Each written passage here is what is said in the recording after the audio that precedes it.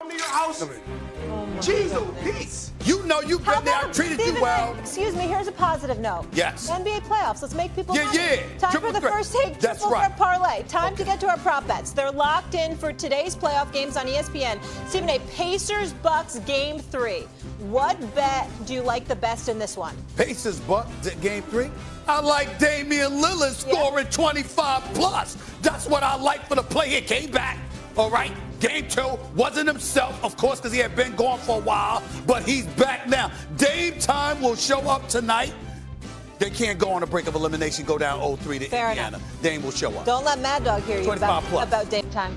Moving on to Orlando, where the Celtics will face off against the Magic up 2-0. S.A., what's the move here? Jason Tatum banged up. Easy one. Jaylen Brown, 20-plus points. Absolutely. He's Jaylen Brown. That's easy money. He's the $300 million man. The other $300 million man on the Boston Celtics. He's going to show up tonight on the road, and he's going to score more than 20. All right, finally for our nightcap, Lakers at Wolves. What are you doing here? What do you like most? Ant-Man in the Twin Cities, Minneapolis. This brother will drop 30-plus tonight against LeBron and Doncic. That's what he's going to do. I ain't telling you they're think going to they're win. winning the game? Well, they might win the game, but Okay. he's going to put on the show. He's going to put on the show. I was thinking enough. about going to that game tonight, but I couldn't make it. Okay, busy schedule, I get it. So to recap, we're going with Lillard to score 25 plus, a little Dame time action, Jaylen Brown to put up 20 plus, and Ant Edwards to go off scoring 30 plus at home. Stephen A., this is pretty similar to your ladder parlay from Wednesday, which was a winner, by the way. So I just want to give you props on that. If you like these picks, we put them into a parlay for you want to make some money on ESPN Bet Sportsbook. Just open the app and look for the first take triple threat parlay on the homepage. If you had done it, you said if you want to make some money, listen to me. But I win people some money, and you never mentioned the word money. I just said you just won the money. It hit. You just won the money, but you didn't say it with the level of enthusiasm that I like. Oh my gosh! That's what I America. That's what I need. I can't win. You I can't win. After my and don't get me started with this shooting 5 of 25 from 3-point range after the way they shot lights out in Game 1.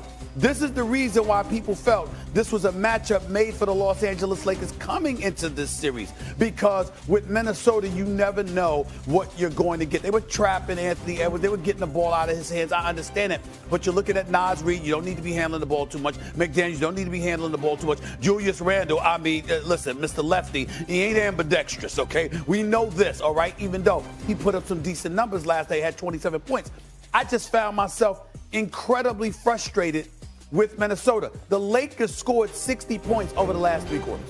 60 points over the last 3 quarters of the game. And still, Minnesota never pulled closer than within 9 because you're all over the place offensively. You can't win this series like that. You don't have a chance to win this series like that. You're looking at them and you're just saying to yourself, Mike Conley Jr., you've been a veteran point guard in the league for years.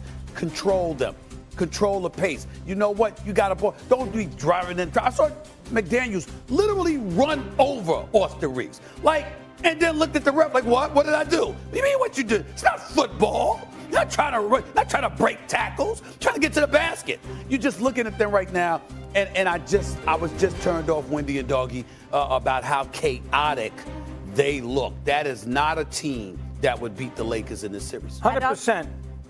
They were self-satisfied that they got the split with the first game on Saturday night where they made 1,000,000 threes. Good job by JJ. I guess they had a hard practice the day before. They went through film on Easter Sunday. He did have him ready to play. He's done a good job, so give him credit for there. But I definitely agree with you 100% about Minnesota. I think Steve's. I look at more from a Minnesota standpoint and a Lakers standpoint, too. You figured the Lakers were going to win the game. They were favored. Even in Vegas, down by a game, they were still pretty much a pick 'em in the series, which was odd. And Minnesota does not have a great home court. I'll give you a million examples of teams in the last, whatever it might be, going into the Target Center winning games. Dallas did last year. Obviously, Denver did when they were down 2-0. They got back to 2-2. So from that perspective, I'm a little worried that Minnesota appeared to be, hey, you know what? We got a split. We won the first game. We'll go out there and play, and we'll see. Maybe we'll have a chance in the fourth quarter. And I think they didn't come with that urgency that you'd like to have. They were out of the game right away. The game was not competitive after the first quarter. That's one of those playoff games. You watch the first quarter, you've seen it all. But I'm with Steve 1,000%. Me, it's more about the T-Wolves than about the Lakers. It really is. Brian? I hated watching this game. It was 12:30 in the morning, and it was close enough that I had to keep watching it, but neither team was impressive down the stretch. I will give the Lakers credit. This was a must-win game for them. Luka came out and was awesome in the first quarter.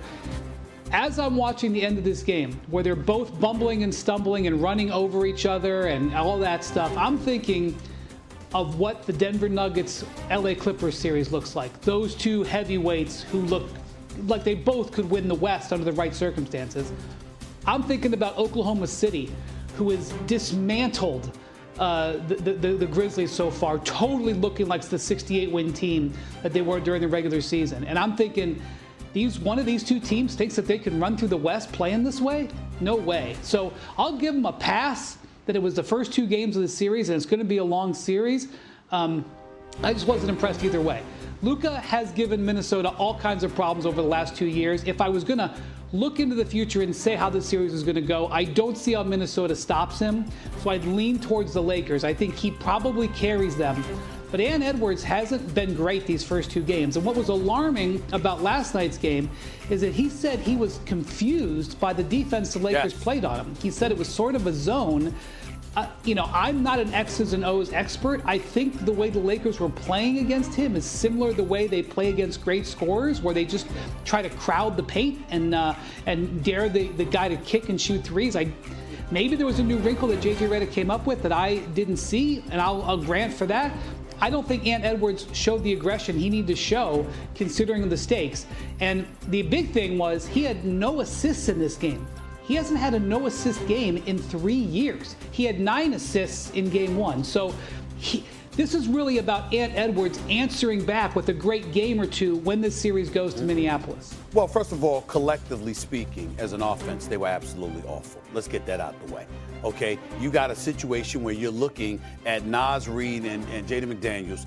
They combined for 48 points on 19 for 25 shooting in game one. That's 76%. Last night, they combined for 17 points. Think about that. That's a 31-point drop-off on 6 of 19 shooting, which was 31%. Okay, so you got that going on. Rudy Gobert, 29 minutes, just 6 points. What are you doing? Mike Conley, you're the point guard. Yeah. You're the point guard.